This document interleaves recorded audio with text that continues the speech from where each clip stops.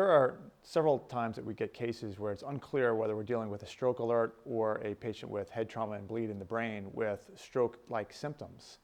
We've had a couple of cases recently here at Palm Beach County Fire Rescue and at some of the other agencies around our county, which prompted the healthcare district and their trauma quality improvement committee to give us a formal recommendation, a formal letter in how they recommend that we deal with these cases.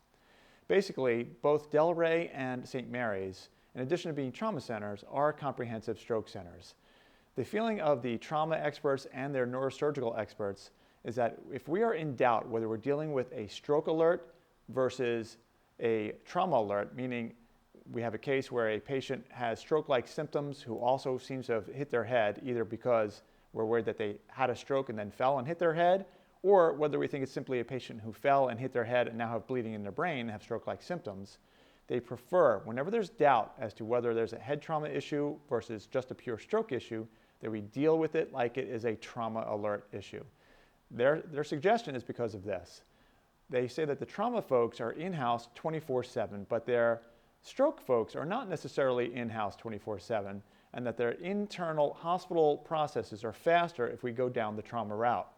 Both of these two cases, whether it be a trauma alert with bleeding in the brain with stroke-like symptoms, or whether it simply be a stroke alert that might have some sort of minor bump on the head, both of them are going to require rapid imaging. They feel that the imaging systems that they have in the hospital goes faster if we call it a trauma alert, and if the patient turns out not to be a trauma alert, they can rapidly transfer that patient over to their stroke service and get the patient the care they need.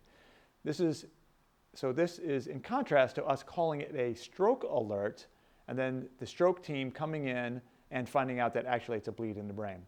So for any future cases where you've got a patient who has a stroke with a possible head injury and you're not sure whether you're dealing with head injury or stroke, call it a trauma alert. So when you call it a trauma alert, they'll be able to sort it out at the hospital. It really is impossible for us to differentiate the two in the field. So let those folks do it. Their processes are faster when we go down that road. So that's what I'm suggesting we do, that we adopt their advice.